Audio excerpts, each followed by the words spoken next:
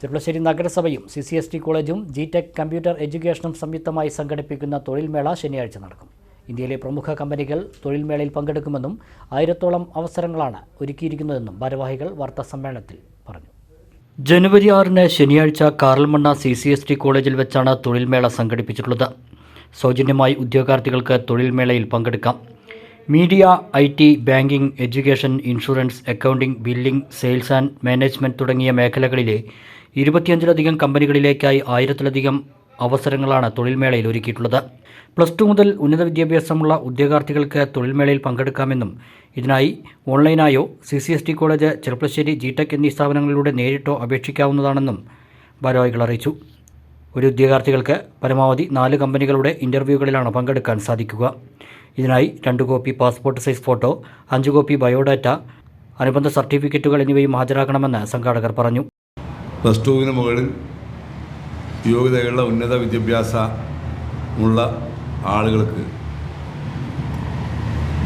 ഇന്ത്യയിലെയും ഉള്ള വിവിധ കമ്പനികളുടെ നേതൃത്വത്തിൽ നടക്കുന്ന തൊഴിൽമേളയിൽ സൗജന്യമായി പങ്കെടുക്കുന്നതിനുള്ള സൗകര്യമാണ് കാറൽമണ്ണയിൽ ഒരുക്കിയിട്ടുള്ളത്. ഈ തൊഴിൽമേള അഭ്യസ്തവിദ്യരായ ആളുകൾക്ക് പരമാവധി പ്രയോജനപ്പെടുത്തണം എന്നാണ് പറയാനുള്ളത്. രാവിലെ 9 മണി മുതൽ 6 മണി വരെയാണ് തൊഴിൽമേള നടക്കുക. 2 രീതിയിൽ നമുക്ക് തൊഴിൽമേളയിൽ രജിസ്ട്രേഷൻ ചെയ്യാൻ വേണ്ടി പറ്റും. ഓൺലൈനായിട്ട് രജിസ്റ്റർ ചെയ്യാൻ വേണ്ടിയിട്ടുള്ള ആളുകൾക്കുള്ള ലിങ്ക് ഞാൻ ഈ ഒരു പത്രക്കുറിപ്പിൽ ഇതിൻ്റെ കൂടെ ചേർത്തിട്ടുണ്ട്.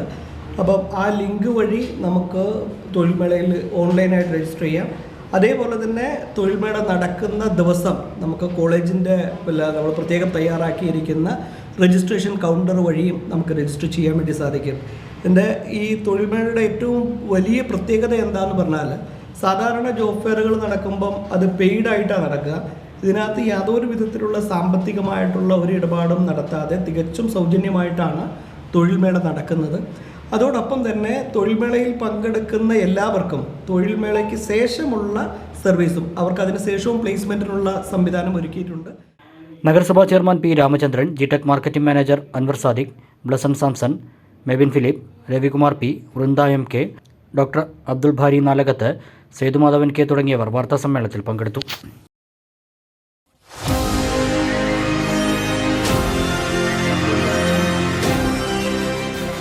കൂടുതൽ വാർത്തകളും വിശേഷങ്ങളും അറിയാൻ പേജ് ലൈക്ക് ചെയ്യൂ.